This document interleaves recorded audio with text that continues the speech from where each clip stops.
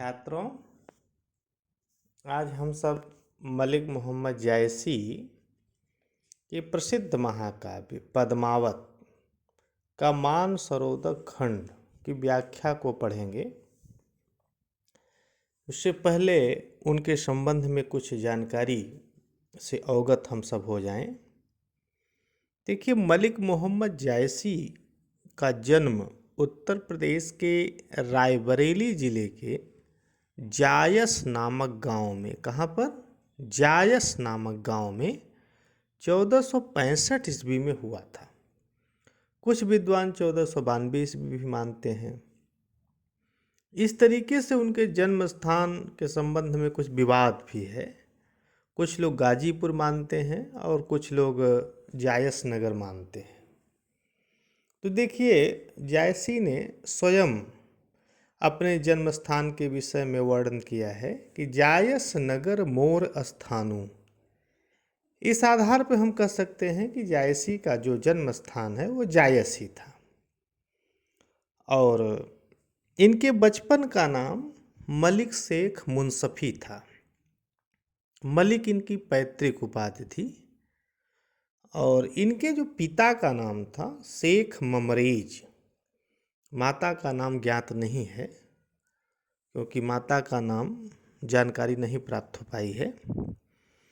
और जैसी 6 वर्ष की अल्पावस्था में ही चेचक के प्रकोप के शिकार हो गए, जिससे उनकी बाईं आँख और बायां कान सुन्न पड़ गया। चेहरे पर कई दाग उभर आए, जिससे वे बहुत ही कुरूप हो गए। एक बार ऐसा वृतांत मिलता है कि शेर शाह उनकी कुरूपता पर हंस पड़ा। तो जायसी ने अपने ऊपर शेर शाह को हंसते देखकर कहा, तुम मुझ पर हंस रहे हो या इस कुम्हार पर जिसने इस शरीर को गढ़ा है? इतना सुनते ही शेर शाह लज्जित होकर चला गया। तो देखिए, जायसी के गुरु कौन थे, इसके विषय में भी आप लोग जान लीजिए। जायसी के गुरु सूफी संप्रदाय के प्रसिद्ध पीर शेख मोहदी, या कह सकते हैं मुहीउद्दीन, ये उनके गुरु थे। और जायसी बहुत विद्वान थे। जैसा कि महाकाव्य आप लोग सब कुछ न कुछ उस जैसे जायसी का वियोग वर्णन पढ़े ही होंगे। तो उसमें देखिए, वेदांत, ज्योतिष, दर्शन, रसायन, हठ योग, अर्थात विविध विषयों का जायसी को ज्ञान था। ये अमेठी के राजा मान सिंह की अनुनय विनय पर उनके दरबार में चले गए थे और अमेठी के पास वन में रहने लगे। 1542 के लगभग इन्होंने अपने शरीर का त्याग कर दिया। इस तरीके से मलिक मोहम्मद जायसी प्रेम मार्गी निर्गुण भक्ति शाखा के प्रतिनिधि कवि के रूप में जाने जाते हैं और ये निर्गुण ब्रह्म के उपासक थे। उसकी प्राप्ति के लिए प्रेम की साधना में विश्वास रखते थे। इनकी अगर हम रचनाओं के विषय में चर्चा करें तो पद्मावत, अखरावट, आखिरी कलाम, कहरानामा, चित्ररेखा, मसलानामा, कन्हावत, लेकिन इनका सबसे प्रसिद्ध ग्रंथ पद्मावत है। इसमें चित्तौड़ के राजा रत्नसेन और सिंघल द्वीप की राजकुमारी पद्मावती की प्रेम कथा है। और अखरावट की बात करें तो इसमें इस ग्रंथ में ईश्वर, जीव, सृष्टि आदि पर सैद्धांतिक विचार किया गया है। आखिरी कलाम में इसमें ये बाबर के समय कहा गया है कि इसे बाबर के समय यह रचना लिखी गई थी और इसमें उन्होंने अपना आत्म परिचय दिया है। यह कयामत मतलब प्रलय होता है, इसमें प्रलय का वर्णन किया गया है। और अखरावट आपको बता ही दिए, उसमें सूफी सिद्धांतों का वर्णन है। और चित्ररेखा इनकी जो रचना है उसमें चंद्रपुर के राजा चंद्रभान की पुत्री चित्ररेखा और कन्नौज के राजा कल्याण सिंह के पुत्र प्रीतम कुंवर की कहानी है।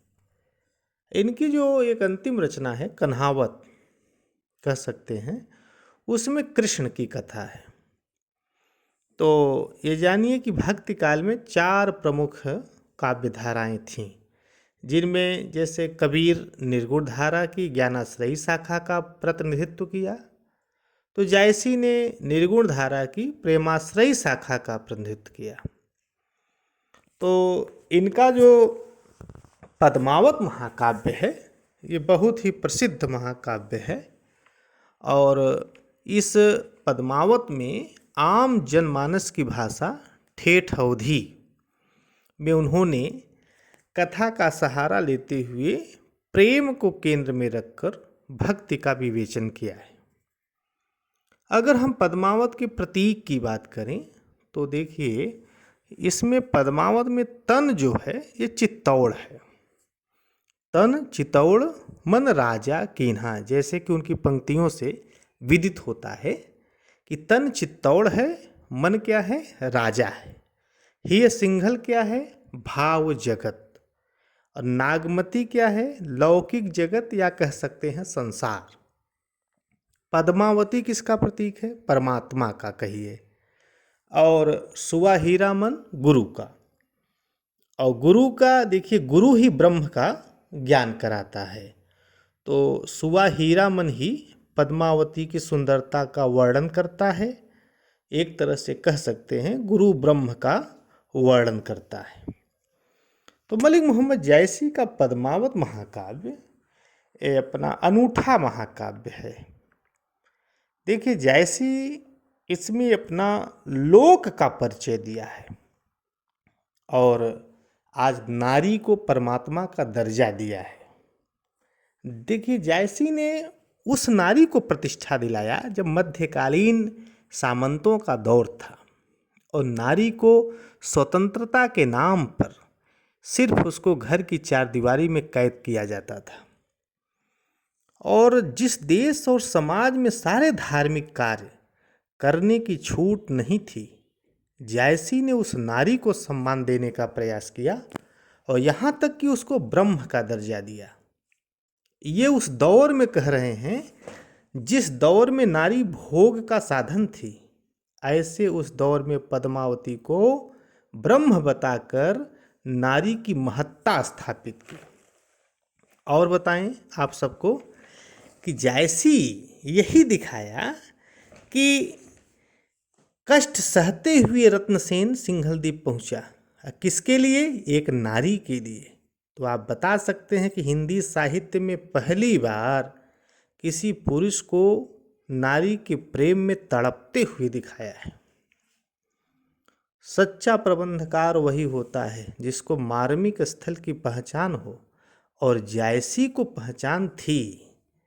जायसी ने इसीलिए, आप पढ़िए, अलाउद्दीन को क्या कमी थी। अलाउद्दीन आक्रमण करता है ना, अलाउद्दीन को क्या कमी थी, उसके पास सब कुछ था, लेकिन फिर भी चित्तौड़ पर आक्रमण करता है। किस लिए, रूप लिप्सा के कारण। और अंत समय में क्या मिलता है उसको, पद्मावती की 2 मुट्ठी राख मिलती है। अब यहाँ पर जायसी ने बता दिया कि शहंशाह तलवार से मोहब्बत नहीं जीती जाती, यह भारत है और यह भारतीय नारी का प्रेम है। ये अपने को होम कर सकती हैं लेकिन तलवार के सामने झुक नहीं सकती। इनका अपना स्वाभिमान है। ये भारतीय नारी अपने शरीर को यूं ही नहीं बेचती।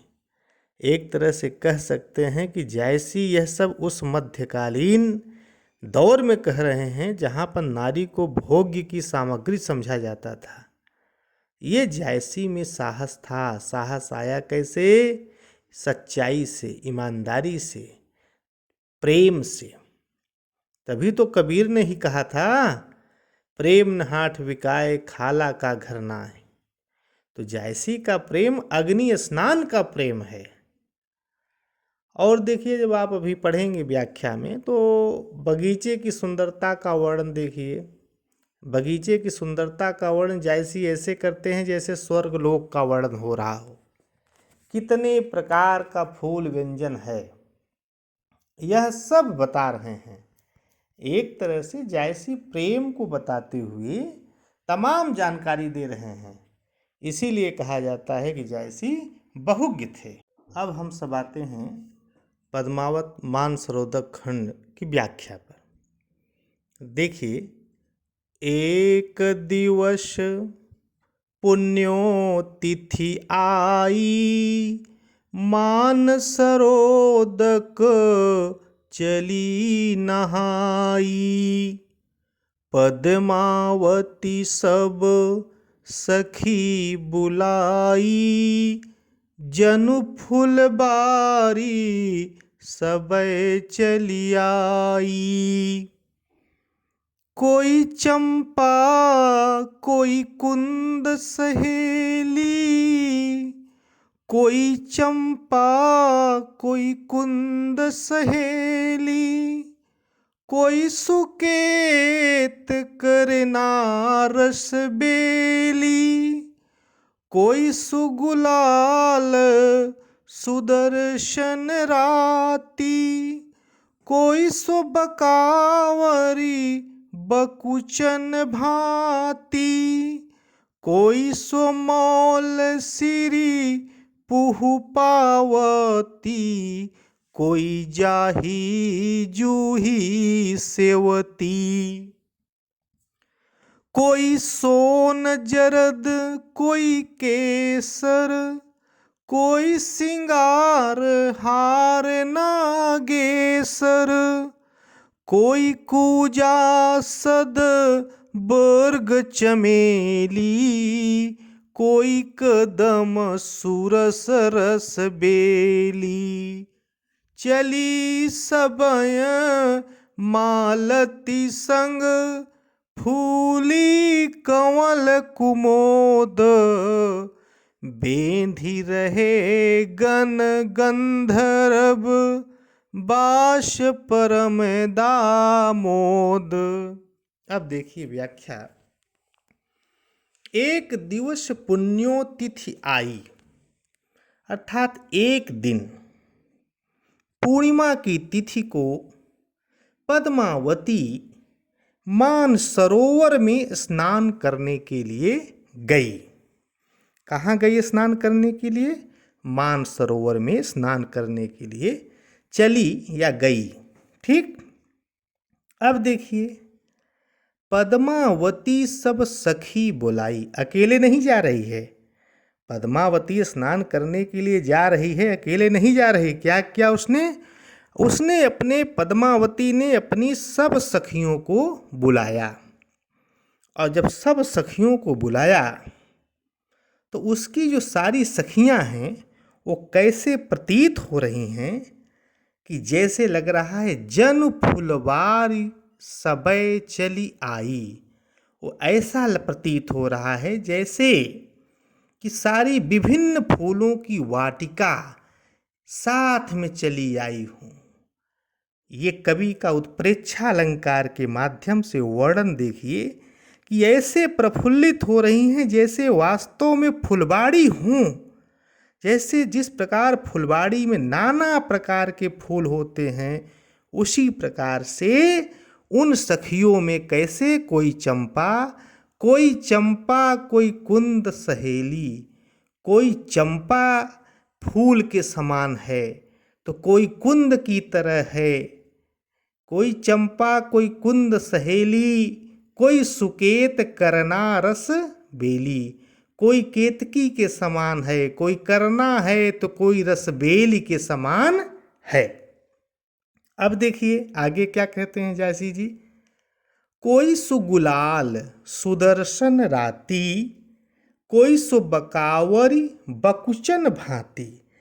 कोई श्रेष्ठ गुलाल सुदर्शन जैसी लाल थी। कैसी लाल थी? कोई सुगुलाल सुदर्शन राती। कोई गुलाल, कैसी गुलालों में श्रेष्ठ गुलाल है, सबसे सुंदर गुलाल। और कोई सुदर्शन, कैसी है? सुदर्शन अर्थात कोई लाल गुलाल के समान सुंदर दिखने वाली है। कोई सुदर्शन राती है, कोई सो बकावरी बकुचन भांति, कोई सो बकावरी बकुचन भांति, कोई कैसी है, गुल बकावली के गुच्छे के समान है, जो बिहस रही है, प्रसन्न रही है। और कोई कैसे है, कोई सो मौल सिर पुष्पावती, कोई मौल सिरी की भांति पुष्पित है, प्रफुल्लित है, पुष्प के समान है, अर्थात मौल सिरी के समान है। कोई जाही जूही सेवती, कोई जूही और कोई श्वेत सफेद पुष्प के समान है। कोई सोन जरद कोई केसर, कोई कैसे है, कोई सोने के समान पीला तो कोई केसर के समान, ठीक, कोई सोन जरद कोई केसर के समान थी और कोई सोने के समान पीला थी। आगे क्या कह रहे हैं, कोई कूजा सदवर्ग चमेली, कोई कूजा सदवर्ग चमेली, कोई कूजा अर्थात सफ़ेद फूल, सफ़ेद जंगली में जो गुलाब का फूल होता है उसे कूजा कहते हैं। कोई हजारों गेंदा के समान थी तो कोई चमेली के समान थी। आगे क्या कह रहे हैं, कोई कदम कोई कदम सुरस रस बेली, कोई कदम के समान सुरस पूर्ण रस बेली थी। आगे क्या कह रहे हैं, चली सबय मालती संग फूली कमल कुमोद। अब इसका नेतृत्व कौन कर रही है, मालती अर्थात पद्मावती। वे सभी सखियां किसके साथ जा रही हैं, पद्मावती के साथ, फूली कमल कुमोद। और ऐसी पद्मावती के साथ चलती हुई सभी सखियां ऐसे शोभायमान हो रही हैं, ऐसे स्पष्ट हो रही हैं जैसे कमल के साथ कोकाबली या कुमुद फूली हो। और क्या कहते हैं, बेधि रहे गन गंधर्व बास परमदा मोद, जिनके सौंदर्य एवं सुगंध से देवता भी मुग्ध और प्रसन्न हो जाएं। ये राजकुमारी पद्मावती के साथ क्या है, मालती कुमुद कमल सब सखियां चलीं, जिन इतनी सौंदर्य हैं कि जिनके सौंदर्य एवं सुगंध से देवता भी क्या लालायित हो रहे हैं, प्रसन्न हो रहे हैं, मुग्ध हो रहे हैं। अर्थात कहने का तात्पर्य है कि ऐसी सुंदरता को देखकर जितने भ्रमर रूपी रसिक हैं वे भी मुग्ध होने लगे हैं। एक तरीके से कह सकते हैं कि पद्मावती की ये जो सखियां हैं, विभिन्न फूलों का वर्णन उन्हीं के अनुसार किया गया है। यहाँ उपमा भी अलंकार है, उत्प्रेक्षा अलंकार आ ही गया, जन फुलवार सबे चली आई, यहाँ सीधे सीधे उत्प्रेक्षा अलंकार है। भाषा कौन सी है, अवधी भाषा है। रस क्या है, श्रृंगार रस है। मसनवी शैली का प्रयोग किया गया है। गुण कौन सा है, माधुर्य गुण, माधुर्य गुण है। और छंद में क्या जाएगा, दोहा और चौपाई। अगले छंद में अब हम लोग चलते हैं। खेलत मान सरोवर गई, जाई पाली पर ठाढ़ी भई, देखी सरोवर हंसै कुलेली, पद्मावती सौ कहीं सहेली। ए रानी मन देखु बिचारी, एहि नैहर रहना दिन चारी, जो लगी अहे पिता कर राजू, खेल लेहु जौ खेलहु आजू, पुनि सासुर हम गौ नब काली, कित हम कित यह सरवर पाली, कित आवन पुनि अपने हाथा, कित मिली कै खेलब एक साथा, सासु ननद बोलनि ज्यू लेहि, दारुण ससुरन निसरै देहीं। पिव पियार सिर ऊपर, पुनि सो करे दहु काह। दहु सुख राखें की दुख, दहु कस जन्म निबाह। अब देखिए, इसका प्रसंग ये है कि अब सारी सखियां पद्मावती के साथ जल क्रीड़ा करने के लिए मानसरोवर जाती हैं। अब वहाँ मानसरोवर जब जाती हैं तो सारी सखियां पद्मावती से खेलने के लिए कहती हैं, जल क्रीड़ा के लिए। इसके पश्चात सारी सखियां आपस में बातचीत करते हुए पद्मावती को एक विचार करने के लिए बोलती हैं कि रानी विचार करो, चिंतन करो। एक तरीके से भी बताए कि जैसी लौकिक से अलौकिकता की ओर बात करते हैं। ये देखिए, पद्मावती परमात्मा की प्रतीक है। अर्थात जैसे कि हम लोग कहते हैं 4 दिन की चांदनी फिर अंधियारी रात, तो आज यहाँ पर जायसी जी ने एक संकेत दिया है कि ये संसार है, ये संसार कुछ दिनों का है, जाना सबको है यहाँ से। तो एक तरीके से देखिए, प्रेम के माध्यम से जायसी ने यहाँ पर चर्चा की है भक्ति की। आप लोग देखिए क्या है, खेलत मान सरोवर गई। खेलते कूदते जितनी सहेलियां हैं, सखियां हैं, पद्मावती के साथ कहाँ पहुँच गई? मान सरोवर तक पहुँची। जाय पाल पर ठाढ़ी भई। जाय पाल पर ठाढ़ी भई। ठाढ़ी मतलब होता है खड़ी होना, पाल माने होता है किनारे। कहाँ पर खड़ी हुई? उस सरोवर के तट के किनारे सभी सहेलियां सखियां खड़ी हो गईं। देख सरोवर हंसै कुलेली। मान सरोवर की सुंदरता देख करके सारी सखियां प्रसन्न हो करके क्या करने लगी? कुलेल करने लगी, हंसी करने लगी, आप एक दूसरे में प्रसन्न हो गई। तभी पद्मावती सौ कहीं सहेली। तभी एक सहेली पद्मावती से बोलती है। क्या बोलती है? ए रानी मन देखो विचारी। हे पद्मावती रानी, मन में विचार करो, मन में भली प्रकार से सोच लो। क्या सोचने के लिए कह रही है? यहाँ पर ध्यान देने की बात है। एहि नैहर रहना दिन चारी। क्या कह रही है? नैहर, नैहर का मतलब होता है माता पिता का घर। ये अपने माता पिता के घर में 4 दिन ही रहना है।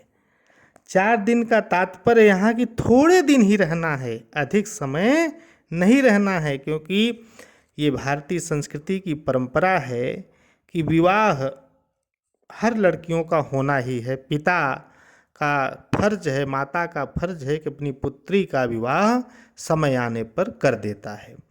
तो वहाँ पर एक संकेत दिए हैं, ये संसार है, ये 4 दिन का है, विवाह हो जाएगा तो ससुराल जाना ही जाना हो। ससुराल का तात्पर्य है कि संसार से लौकिक से कहाँ पहुँचना है? अलौकिक उस परम पिता परमेश्वर के पास। क्या कहते हैं आगे? जो लग अहे पिता कर आराजू, खेल लेहु जो खेलहु आजू। जब तक पिता के घर है तब तक जो भी हंसना खेलना है खेल लें। जब तक पिता के घर हैं तब तक जो भी हंसना खेलना है खेल लें। लेकिन पुण्य आगे क्या कहते हैं? संकेत दिए हैं, जब ससुराल चले जाएंगे तब कहाँ हम और कहाँ यह सरोवर तट। जो लग यह पिता कर राजू, खेल लेहु जो खेलहु आजू। अपुनि सासुर हम गवनब काली, कित हम कित यह सरोवर पाली। जब ससुराल चले जाएंगे तब कहाँ हम और कहाँ यह सरोवर का किनारा। अर्थात यहाँ पर कह रही हैं कि जब तक पिता के घर हैं, अर्थात जब तक यहाँ पर हैं, इस संसार में हैं, जो कर्म मिला है उसको ईमानदारी से कर लें, सच्चे निष्ठा पूर्वक ईश्वर का आराधना कर लें, भजन कर लें, कर्म कर लें, वरना एक न एक दिन जब जाना पड़ेगा तब वहाँ पर यहाँ की मनमानी नहीं चलेगी। आगे क्या कह रहे हैं कि पुनि पुनि सासुर हम गवनब काली, कित हम कित यह सरोवर पाली, कित आवन पुनि अपने हाथा, कित मिलके खेलब एक साथा। सखी कह रही है यहाँ आना और साथ खेलना अपने हाथ में कहाँ रहेगा। यहाँ आना और साथ में खेलना अपने हाथ में कहाँ रहेगा, क्योंकि हम लोग दूसरे के बस में हो जाएंगे। अभी किसके घर में हैं? माता पिता के घर में हैं। जब तक माता पिता के घर में हैं तब तक कोई चिंता की बात नहीं, क्योंकि यहाँ स्वतंत्रता है। लेकिन जब ससुराल में चले जाओगे तो क्या गति होगी कि सास ननंद बोलन जीव लेही, दारुण ससुर न निसरय देई। कहने का तात्पर्य है कि सास और ननंद ताने मार मार कर क्या कर लेगी, प्राण ले लेगी। और जो ससुर हमारा निर्दयी कठोर है वो भी घर से निकलने नहीं देगा, अर्थात हमारा जीना मुश्किल कर देगा, बंदिश हो जाएगी। आगे देखिए क्या कहते हैं, पिव प्यार सिर ऊपर। पति का प्यार, लेकिन पति का प्यार इन सब से ऊपर होता है, क्योंकि पति हमारा सर्वस्व है, परमात्मा है, उसका प्रेम ही सबसे ऊपर है। पुनिशु करे दहुकाह, कहने का तात्पर्य है लेकिन फिर भी संदेह है, वो कैसा व्यवहार करेगा यह किसी को पता नहीं है। दहु सुख राखे की दुख, वो सुख से रखेगा या दुख से रखेगा पता इसका नहीं है। यह देखिए यहाँ संदेह अलंकार है। दहुकस जन्म निवाह, जीवन भर कैसे निवाह होगा ये विस्मय की अवस्था है, अर्थात हमारा वहाँ पर निर्वाह किस प्रकार होगा यह किसी को पता नहीं है। यहाँ पर जायसी ने एक संदेश दिया है। ये सखियाँ जो हैं ये विरहणी आत्माएं हैं। यहाँ मान सरोवर संसार का प्रतीक है। तो इस पद्यांश में जायसी ने संसार और परलोक की रहस्यवादी भावनाओं को अभिव्यक्त किया है। देखिए, जीव अपने अपने कर्म करने में स्वतंत्र होता है। यहाँ पर देखिए जो जीव रूपी बधू है वो ससुराल में जाएगी, कौन क्या मिलेगा, उसका पति जो परमेश्वर होगा। और उस परमेश्वर को प्राप्त करने के लिए आपको साधनाएं करनी पड़ेगी। साधना करने के लिए आपको एकाग्र की आवश्यकता होती है, मुक्त की आवश्यकता होती है।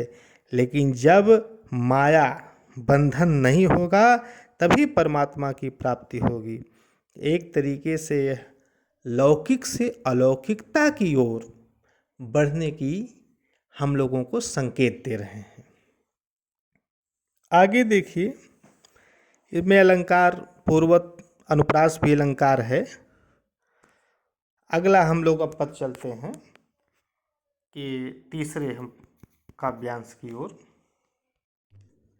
मिलहि मिलहि रहसी सब, चढ़हि डोरी, झूल लेहि सुख बारी भोरी। झूल लेहु नैहर जब ताई, फिर नहीं झूलन देहई साई। पुनि सासुर लई राखी तहाँ, नैहर चाहन पाउब जहाँ। कित यह धूप कहाँ यह छाहाँ, रहब सखी बिनु मंदिर माहा। गुण पूछहि औ लाहै दोखू, कौन उतर पाउब तह मोखू। सासु ननद कै भौह सिकोरे, रहब संकोचि दुऔ कर जोरे। कितयह रहसि जो आउब करना, ससुरई अंत जन्म भरना। कित नैहर पुनि आउब, कित ससुरे यह खेल। आपु आपु कहाँ होई हैं, परब पंखी जस डेल। देखिए इस छंद की व्याख्या कि मिलहि रहसि सब चढ़ई हिंडोरी, मिलकर सब हिंडोले पर झूल लें। क्या कह रही हैं? अब देखिए मानसरोवर के निकट सब केल कीड़ाएँ करती हुई सखियों बात में ससुराल में क्या क्या कष्ट होगा, क्या यातना झेलनी पड़ेगी, उसका इसमें चित्रण किया गया है।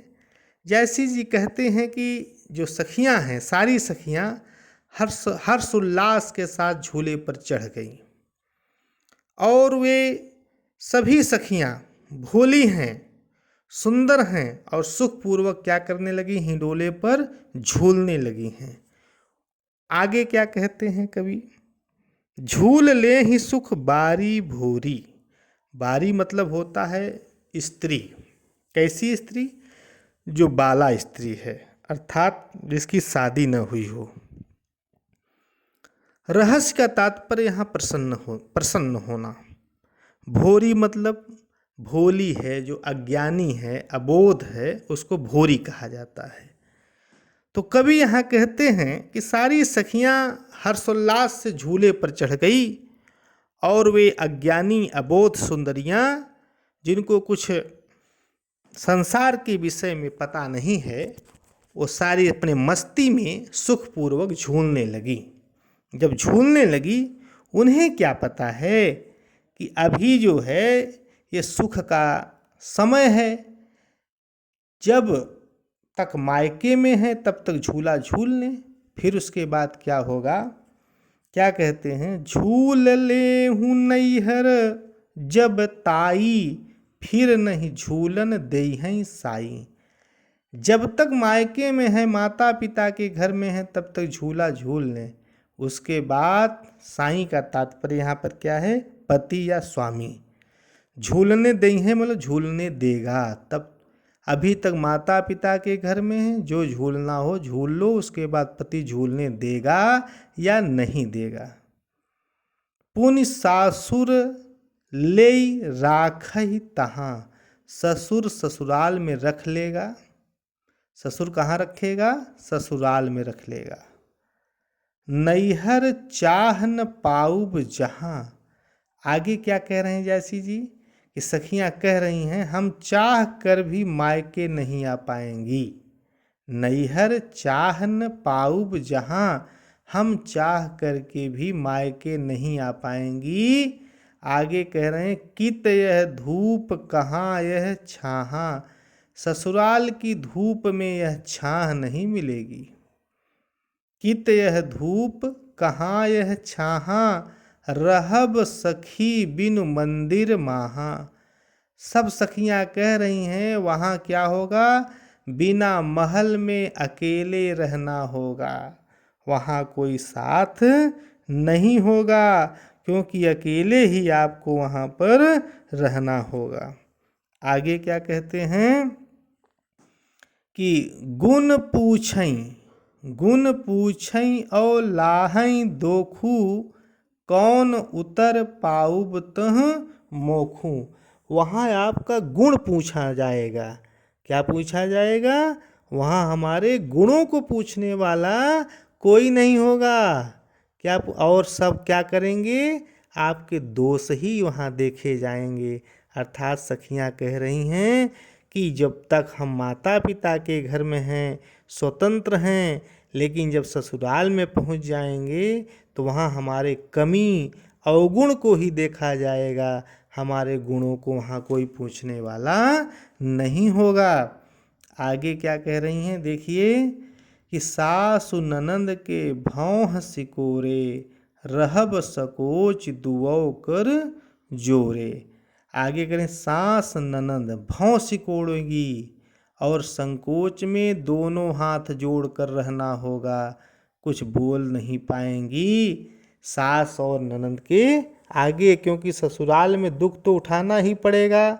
और इसी कारण सास और ननंद के भौं सिकोड़ने से भयभीत डर के मारे हाथ जोड़कर उनके सामने खड़ी रहना पड़ेगा।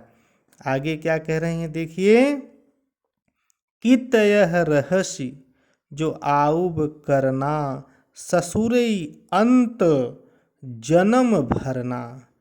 आगे क्या कह रहे हैं देखिए, ध्यान दीजिए कि कित यह रहस्य जो आउब करना, ससुरई अंत जन्म भरना। कह रही हैं फिर हमें इस प्रकार की कीड़ा करने को कहाँ मिलेगा, क्योंकि ससुराल में दुख ही उठाना पड़ेगा। अर्थात यहाँ से जाने के बाद ससुराल में आजीवन रहना पड़ेगा। ससुरई अंत जन्म भरना, अर्थात यहाँ से जाने के बाद ससुराल में आजीवन रहना पड़ेगा। कित नैहर पुण्य आउब, कित ससुरेय खेल, अर्थात न तो मायके वापस आना होगा और न ससुराल में यह हंसी खेल के मौके मिलेंगे।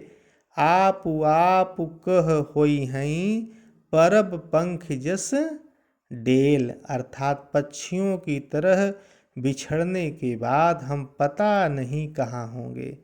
ये सारी सखियाँ आपस में एक दूसरे से चर्चा कर रही हैं कि ससुराल जाने के बाद क्या होगा, कि वहाँ पर अकेले ही रहना पड़ेगा, क्योंकि जैसे पंछी पिंजड़े में बंद रहता है उसी प्रकार से हम सबको ससुराल में अकेले ही अकेले उसी चार दीवारी में बंद रहना पड़ेगा, वहाँ और कोई नहीं होगा। यहाँ पर देखिए जो ससुराल की यातना का चित्रण है ये बहुत मार्मिक चित्रण किया गया है। यहाँ पर देखिए आध्यात्मिक अर्थ की जो व्यंजना है, यहाँ समासोक्ति अलंकार हो जा रहा है, तो क्योंकि यहाँ आध्यात्मिक अर्थ में जाएंगे तो उसकी व्याख्या उसका अर्थ अलग स्पष्ट होगा। ससुराल का तात्पर्य यहाँ परमात्मा के पास जाने से है। और ये मैंने कहा जैसी जो है लौकिक से अलौकिक की ओर बढ़ते हैं। अलौकिक अर्थात परलोक, लौकिक तात्पर्य है ये संसार। तो इस तरीके से छंद भी इसमें दोहा और चौपाई है। रस इसमें कह सकते हैं श्रृंगार भी है और शांत रस भी है। अगले छंद की ओर हम लोग चलते हैं। सरवर तीर पद्मिनी आई, खोपा छोरी केस मुकलाई, शशि मुख अंग मलय गिरिबासा, नागिनी झाँपिली चहु पाशा, ओ नई घटा परी जग छाहा, शशि के शरण लीन्हि जनु राहा, छपि गए दिन ही भानु कै दशा, ले निसि नखत चांद पर गशा, भूल चकोर दीठी मुख लावा, मेघ घटा मह चंद दिखावा, दसन दामिनी कोकिल भाखी, भौह धनुख गगन लई राखी, नयनय खंजन दुई केलि करेहि, कुछ नारंग मधुकर रस लेहि, सरवर रूप विमोहा, हिये हिलो रही ले, पाँव छुए मकु पाँव, एहि मिसि लहरई दे। देखिए, अब इसकी व्याख्या की ओर हम लोग चलते हैं कि सरोवर तीर पद्मिनी आई। सरोवर तीर पद्मिनी आई, खोपा छोर केस मुकलाई। खोपा का तात्पर्य जूड़ा से है। केस माने बेल, केस माने बाल। केस माने क्या होता है? बाल। और खोपा माने जूड़ा। देखिए, ध्यान दीजिए, पद्मावती मान सरोवर के किनारे आई। कहाँ आई? मान सरोवर के किनारे। और अपने जूड़े को खोलकर बालों को बिखरा दिया। बालों को बिखरा दिया। अब देखिए, यहाँ पर अगर हम प्रसंग की चर्चा करें तो ये पद्मावती मान सरोवर में स्नान कर रही है, उसी के सौंदर्य का वर्णन किया गया है। और जायसी का सौंदर्य अनुपम है। देखिए, तो सरोवर तीर पद्मिनी आई, खोपा छोर केस मुकलाई। अर्थात पद्मावती मानसरोवर के किनारे पर आई और अपने जूड़े को खोलकर बालों को बिखरा दिया। सस्य मुख अंग मलय गिरि भासा, नागिन झांप लीन चहुपासा। अब देखिए, पद्मावती का चंद्रमा के समान मुख, पद्मावती का मुख कैसा है? चंद्रमा के समान है।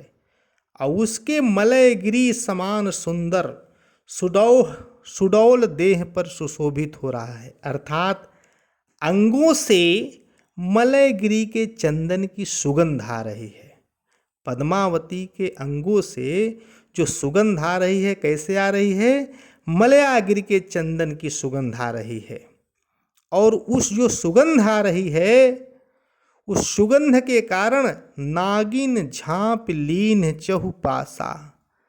पद्मावती के मुख पर बिखरे हुए बाल यूं प्रतीत हो रहे हैं जैसे नागिन ने चंदन की सुगंध से आकर्षित होकर उसे चारों ओर से घेर लिया है।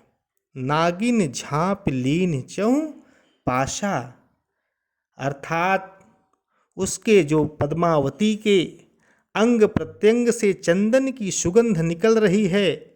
और उस चंद्रमुख, चंद्रमा जैसा मुख जो पद्मावती का है, उस पर जो उसके बाल ऐसे प्रतीत हो रहे हैं कि जैसे लगता है कि उस सुगंध के आकर्षित से वो सर्पणी चारों तरफ से नागमती के चंद्रमा के समान मुख को ढक लिया हो। आगे क्या कहते हैं, देखिए, ओनई घटा परी जग छाहा। ओनई घटा परी जग छाहा, शशि के शरण लीन जनु राहा। ये जो केस हैं, मेघ के समान ऐसे छा गए कि समूचे संसार में छाया हो गई।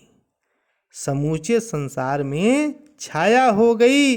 और मुख रूपी चंद्र के चारों ओर काले केस ऐसे लग रहे हैं।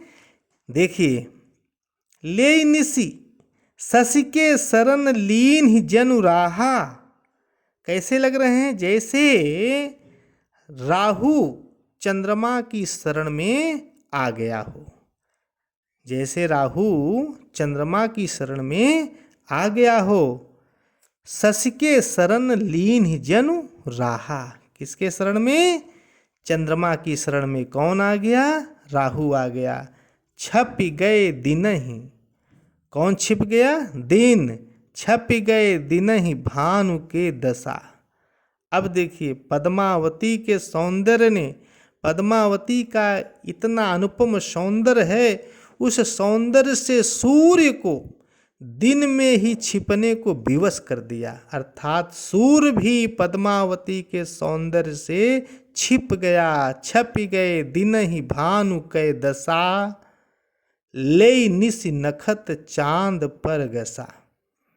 ध्यान दीजिए, और चंद्रमा अर्थात पद्मावती का मुख तारों के साथ प्रकट हो गया।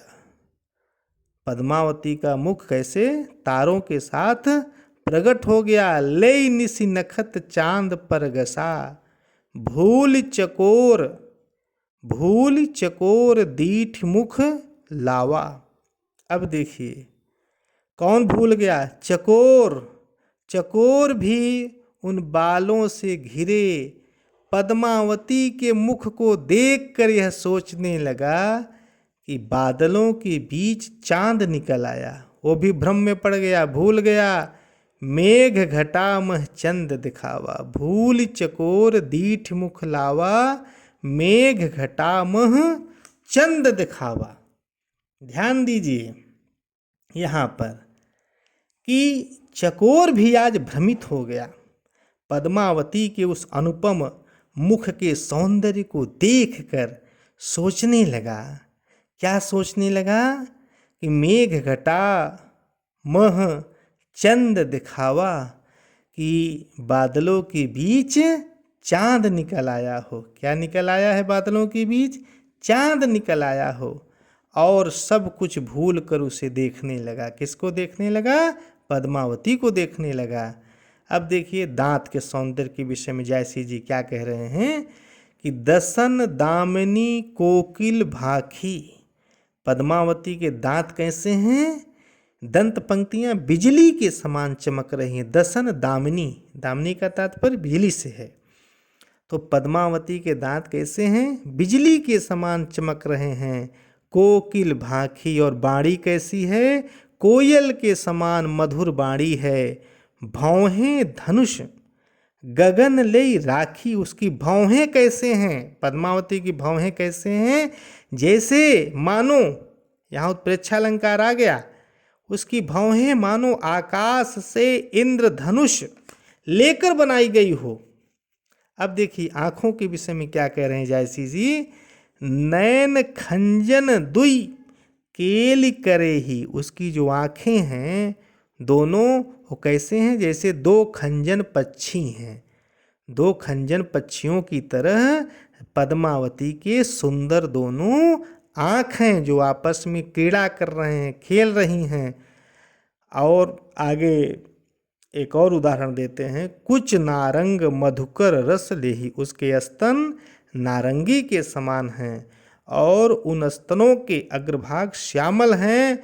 उन्हें देखकर ऐसा लग रहा है जैसे, कैसे लग रहा है? मधुकर रस लेही, जैसे उनके ऊपर भंवरे उस नारंगी के ऊपर बैठकर उसका रसपान कर रहा हो। आगे देखिए।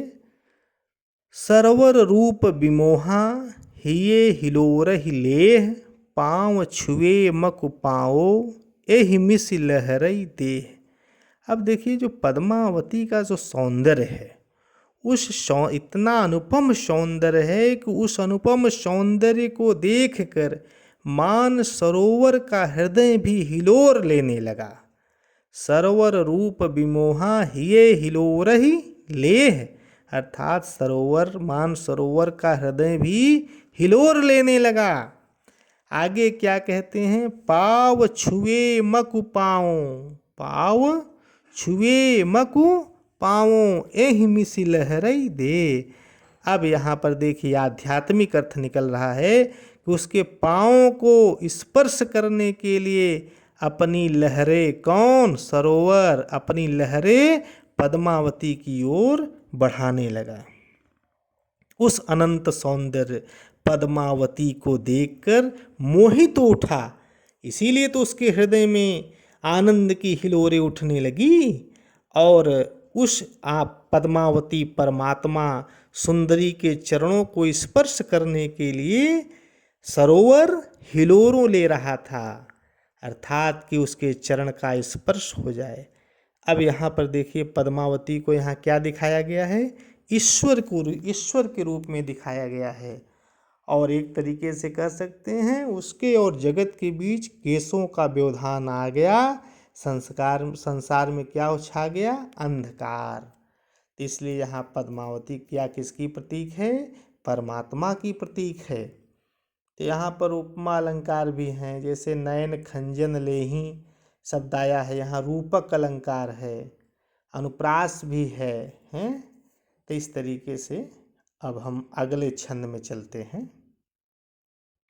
धानी धरी तीर सब, धरी तीर सब छीपक सारी, सरवर मह पैठी सब बारी, पाए नीर जानु सब बेली, हुलसी करहीं काम कै केली, नवल बसंत संवारहि करी, होई परगट चाहई रस भरी, करली केश बिसहर बिस भरे, लहरें लेहि कंवल मुख धरे, उठे कोप जनु दारिख दाखा, भाइयों नत प्रेम के साखा, सरवर नहीं समाई संसारा, चांद नहाई पैठ लिए तारा, धनी सो नीर शशि तरई उरई, अब कत दृष्टि कंवल ओ कोई, चकई बिछुरी पुकारे, कहाँ मिलहु हो नाह, एक चांद निसी सरग मह, दिन दोसर जलमाह। देखिए, अब इस अवतरण में पद्मावती और उसकी सखियों द्वारा मानसरोवर के जल में प्रवेश कर गई हैं, उसी का यहाँ पर बहुत ही अलंकारिक शैली में वर्णन किया गया है। देखिए कि धरी तीर सब छीपक सारी, पद्मावती के साथ उसकी जितनी सखियाँ थीं, वे सभी जो साड़ियाँ जो पहनी हुई थीं, अर्थात चित्रकारी हुई साड़ियों में चित्रकारी थी, वो सभी ने अपनी साड़ियों को सरोवर के किनारे पर रख दी। रख करके जितनी सखियाँ थीं सब बालाएं सब सरोवर में प्रवेश कर गईं, अर्थात किनारे पर रख करके सरोवर में उतर गईं। अब यहाँ पर कवि वर्णन करता है कि वे सब इतनी प्रसन्न हो रही हैं, उसी का उन्होंने कवि ने आगे कहा है, पाए नीर जानु सब बेली, जैसे लताओं ने जल पा लिया हो, क्योंकि ये अब यहाँ लताओं से और सखियों से समानता दर्शाया गया है। तो उसी प्रकार जैसे मुरझाई लता होती है, अगर उसको जल मिल जाए तो जैसे उसको प्राण मिल जाता है, उसी प्रकार से जब ये सारी सखियाँ जल में प्रवेश कईं तो वे सब ऐसे प्रसन्न हुई जैसे लताओं ने जल पी लिया हो। जैसे जो लताएं जल मिलने से खिल उठती हैं, प्रसन्न हो जाती हैं, उसी प्रकार से सारी सखियाँ जब सरोवर में प्रवेश कर गईं तो वही प्रसन्नता, वही आनंद उनको प्राप्त हो गया। आगे, हुलसी करहि काम कै केली, और आनंद हो करके काम क्रीड़ाएं करने लगी, सरोवर में प्रवेश करके काम क्रीड़ा करने लगी। आगे देखिए, नवल बसंत संवारहि करी, नवल बसंत संवारहि करी, होई परगट चाहई रस भरी। अब उनका जो यौवन है, उनका जो यौवन है, तो ये नवल बसंत, नवल बसंत का तात्पर्य है कि जो ये सहेलियां हैं, सखियां हैं, जो बालाएं हैं, अभी इनमें एक नया बसंत का आगमन हुआ है। उनके यौवन का जो नवल नया बसंत है वो कली की भांति प्रस्फुटित हो रहा है, प्रसन्न हो रहा है। अर्थात ये जो बाल हैं, अर्थात ये जो सखियां हैं, अभी इनकी उम्र अधिक नहीं है, बालपन में है, इसीलिए सरोवर में प्रवेश की हैं। प्रवेश करती ही जैसे इनके जीवन में एक नया बसंत का आगमन हो गया हो। वे रसभरी बालाएं कलियों के समान, कवि इनका यहाँ पर कलियों के समान, जैसे कली होती है, अर्थात अभी ये फूल नहीं है, कली के रूप में है, उसी प्रकार ये बालाएं सखियाँ किस प्रकार हैं, कली के समान हैं, कली के समान ये प्रस्फुटित हो रही हैं। आगे कवि क्या कह रहा है, अब उनके बाल का वर्णन कर रहा है। उनके बाल कैसे हैं। करलिकेश बिसहर विष भरे।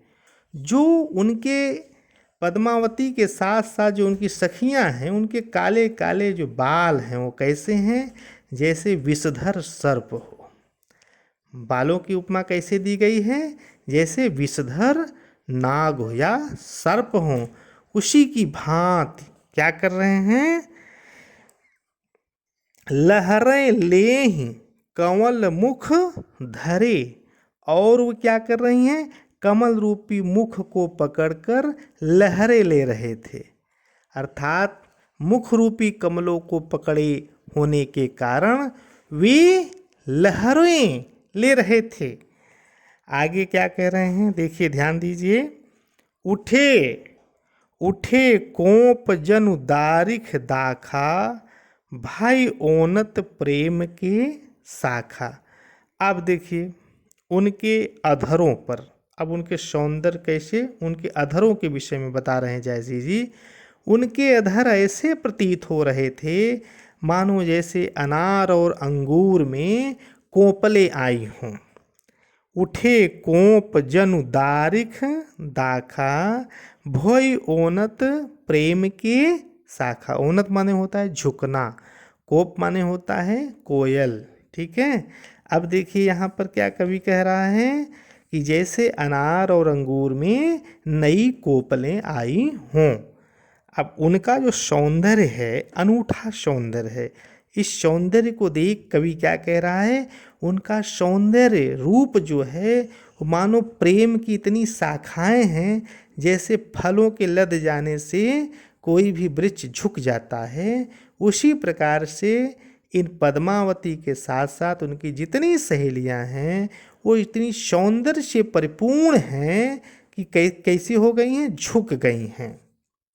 और ऐसा सौंदर्य, ऐसा अनूठा और अनुपम सौंदर्य कवि कह रहा है कि धनिशो सरोवर नहीं समाई संसारा, सरोवर नहीं समाई संसारा, चांद नहाई पैठ लिए तारा। ये जो सौंदर्य है, आज सरोवर अर्थात संसार, इस सरोवर संसार में नहीं समा रहा है, अर्थात सरोवर भी बहुत प्रसन्न है, खुशी है। क्यों खुशी है कि ऐसी सौंदर्य से परिपूर्ण स्त्रियां उसमें स्नान करने आई है। इस कारण यह मान सरोवर भी आज इतना प्रसन्न है कि उसके समान संसार में कोई भी खुशी नहीं है। इसीलिए उसकी खुशी पूरे संसार में समा नहीं रही है। कारण है कि पद्मावती परमात्मा के प्रतीक है, उसके साथ साथ सभी सहेलियां उस सरोवर में स्नान करने आई है। इसलिए वह सरोवर भी इतना प्रसन्न है कि वो अपने आप पे गर्व कर रहा है कि संसार में मुझसे अधिक खुशी प्रसन्न कोई नहीं है। इसीलिए अपने को, भाग्य को सराह रहा है। आगे देखिए, क्योंकि पद्मावती जो है अपने, अब देखिए यहाँ पद्मावती जो है चंद्रमा के समान उसका मुख सौंदर्य है, तो चंद्रमा के समान पद्मावती सौंदर्य है। और उसकी जो सखियाँ कैसी हैं, नक्षत्र के समान हैं और उस सरोवर में स्नान कर रही हैं। तो संपूर्ण रूप से अब जब उतर आई हैं, एक तरीके से देखा जाए तो चंद्रमा के साथ साथ तारे, नक्षत्र सब कहाँ उतर आए हैं, सरोवर में। तब सरोवर को भी इससे बड़ा खुशी क्या हो सकता है। इसीलिए वो अपने भाग्य को सराह रहा है, प्रसन्न हो रहा है कि मुझसे अधिक पूरे संसार में कोई सुखी नहीं है। क्योंकि इस समय समस्त संसार के जो परमात्मा है वो आज कहाँ आ गए हैं, हमारे जल में।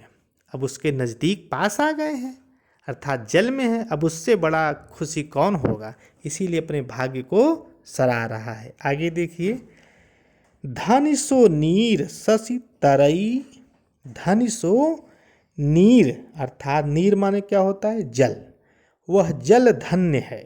कौन सा जल धन्य है, जहाँ शशि तरई उरई, जिसमें चांद और तारे उदित हुए हैं। वह जल कैसा है, धन्य है। अब कत दृष्टि कमल ओ कोई, अब इसमें कमल और कुमुदनी के दर्शन कहाँ होंगे। वह जल धन्य है क्योंकि यहाँ चंद्रमा और तारे उदित हो गए हैं, वहाँ कमल कमलनी कहाँ दृष्टिगोचर था, दिखाई दे सकते हैं। आगे कवि कह रहा है, चकई बिछुरी पुकारें कहाँ मिलऊ हो नाह। अब देखिए, अपने चकवे से बिछुड़ी चकवी पुकार कर कहने लगी, बिरहणी चकवी चकवे से कहती है, हे स्वामी तुम कहाँ मिलोगे, कहाँ मिलऊ हो नाह। हे स्वामी तुम कहाँ मिलोगे। एक चांद निस सरग मह, दिन दोसर जल माह। एक चंद्रमा तो रात्रि में आकाश में रहता है, दूसरा दिन में कहाँ रहता है, मानसरोवर के जल में रहता है। अर्थात हे नाथ, अब तुम कैसे मिलोगे। एक था जो आकाश में था, जो रात में वियोग कराता था, अब दूसरा दिन में वियोग कराने के लिए जल में घुस गया। ठीक, तो यहाँ पर पद्मावती और उनकी सखियों के सौंदर्य का चित्रण किया गया है। विशेष में इसको आप लोग लिख सकते हैं, उत्प्रेक्षा, रूपक, यमक, अतिशयोक्ति अलंकार, भ्रांतिमान हैं, अलंकार हैं। और रस की बात करेंगे तो यहाँ पर वियोग श्रृंगार रस है, अवधी भाषा ही है। अंतिम छंद की ओर हम लोग चलते हैं। लागी केली करें मझनीरा, हंस ल जाई बैठे वही तीरा।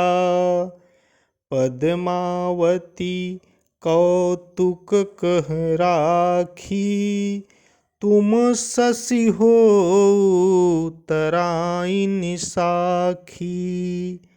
बाद में लिकै खेल पसारा, हार दे जो खेलत हारा।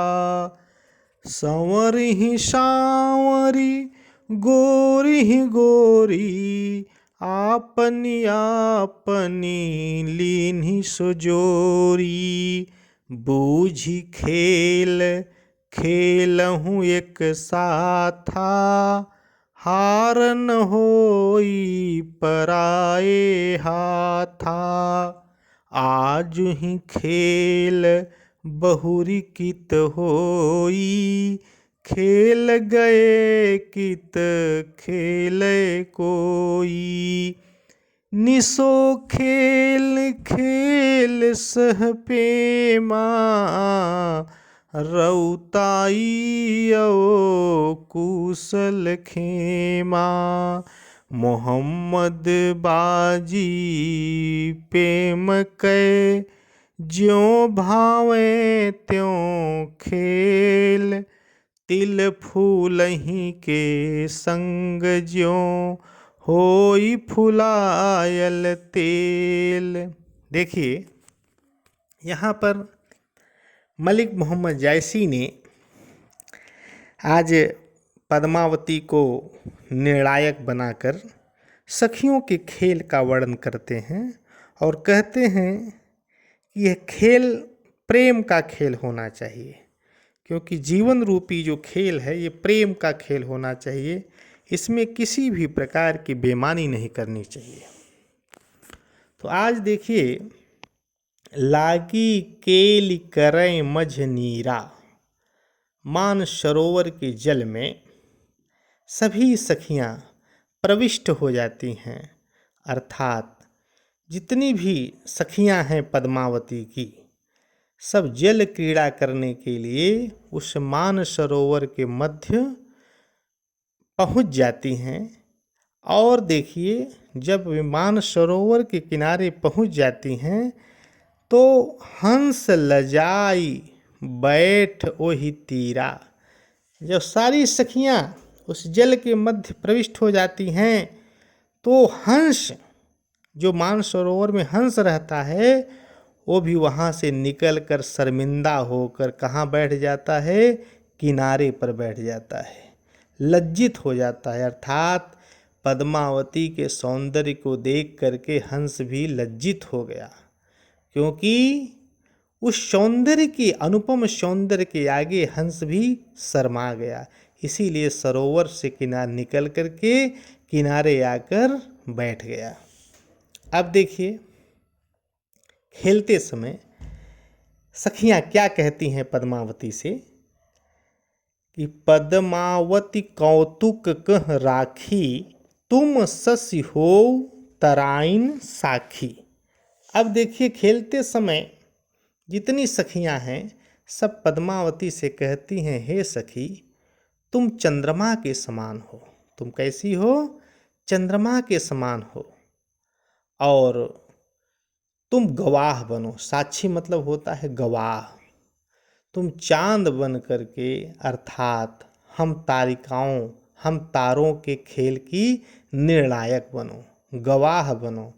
अर्थात तुम ही को निर्णय करना है कौन सही है कौन गलत है। इस खेल की मेन एम्पायर तुम ही हो, तुम ही को हार और जीत का निर्णय करना है। आगे क्या कहती हैं देखिए, बाद मेल के खेल पसारा, बाद मेल के खेल पसारा, हार दे जो खेलत हारा। क्योंकि जो हम लोग क्रीड़ा करेंगी, खेलेंगी, हमारे द्वारा जो खेल होगा उसमें जो भी पक्ष हारेगा वह अपना हार उतार कर देगा। अब देखिए, सारी सखियां क्या कह रही, बाजी क्या तय हुई कि जो भी हारेगा वो जीतने वाले को क्या देगा? अपना हार देगा। इस तरीके से यह शर्त तय हुई। आगे देखिए क्या है, सांवरहि सांवरी गोरहि गोरी, आपन आपन लीन सो जोरी। अब देखिए, इन लोगों की बाजी तय हो गई। सांवली ने सांवली को, गोरी ने गोरी को अपनी अपनी जोड़ी बनाकर साथ में ले लिया। अर्थात जो सांवले थे सांवले सांवले एक हो गए, गोरे गोरे एक हो गए। अब ये जो सब क्या करने लगी, अपनी जोड़ी बना ली, जोड़ी बनाकर क्रीड़ा करने लगी, अर्थात खेल शुरू कर दी अपनी। अब देखिए अगली पंक्ति में क्या कहते हैं जयसी जी, बूझ खेल खेलहु एक साथा, बूझ खेल खेलहु एक साथा, हार न होई पराए हाथा। वे जो सखियाँ कह क्या रही हैं कि आज जो हम लोग खेल खेल रहे हैं, अपना अपना पक्ष बना लो, दो पक्ष बना कर क्या कह रही हैं, सोच समझ कर खेल खेलो, क्योंकि जिससे एक दूसरे से हार न हो। अर्थात समझ बूझ कर खेल खेलो, क्योंकि हारने के कारण जिससे हम लोगों को अपना हार दूसरे को न देना पड़े। हार न होई पराए हाथा, जिससे जब हार जाओगे तो पराए हाथ में हार नहीं जाना चाहिए। इसलिए आजु ही खेल बहुर कित होई, खेल गए कित खेले कोई। आज खेल लो, आजू ही खेल, आज मौका लगा है, आज खेल लो जो खेलना हो। आज के इस खेल के बाद कब खेलने को मिलेगा यह मौका, यह जरूरी नहीं है। जब यह खेल खत्म हो जाएगा तो क्या खेल होगा। अब देखिए क्या कहते हैं, खेल गए कित खेले कोई, निसौ खेल खेल सह पेमा, रउताई और कुशल खेमा। जयसी जी क्या कहते हैं, धन्य है वह खेल जहाँ प्रेम है, किसी को हानि न हो और प्रेम पूर्वक खेला जाए। रउताई और कुशल खेमा। मलिक मोहम्मद जायसी जी क्या कहते हैं कि धन्य है वह खेल जहाँ प्रेम के साथ खेला जाता है, जहाँ किसी प्रकार का अभिमान, घमंड और किसी प्रकार का गर्व न हो, अर्थात जहाँ प्रेम के साथ खेल खेला जाता है वही महान खेल कहा जा सकता है और उसी खेल में सबका निर्वाह हो सकता है, क्योंकि प्रभुता और कुशलता एक साथ कहीं और संभव नहीं है। आगे कहते हैं जायसी जी, मोहम्मद बाजी प्रेम के ज्यों भावें त्यों खेल, तिल फूलहि के संग जो होई फुलायल तेल। जायसी जी कहते हैं ये जो प्रेम है, प्रेम की बाजी लगाकर जिस प्रकार जी में आए उस प्रकार खेल लो, क्योंकि उसे ऐसा बनाने का प्रयास करो। प्रेम की बाजी जैसा पसंद हो वैसा खेल खेलो। क्यों? क्योंकि कवि कह रहे हैं ये प्रेम की बाजी है, चाहे जैसा खेलो, हार और जीत में प्रेम बना रहता है। खेल में कभी दुश्मनी नहीं होती। खेल का तात्पर्य ही है हर प्रेम। जब प्रेम होता है तभी खेल आपस में हो सकता है, और खेल रहे हैं इसमें दुश्मनी किसी भी प्रकार का नहीं। हार हो या जीत हो, इसमें प्रेम बना रहता है। कैसे? अब यहाँ पर देखिए क्या जायसी जी ने उदाहरण दिया है।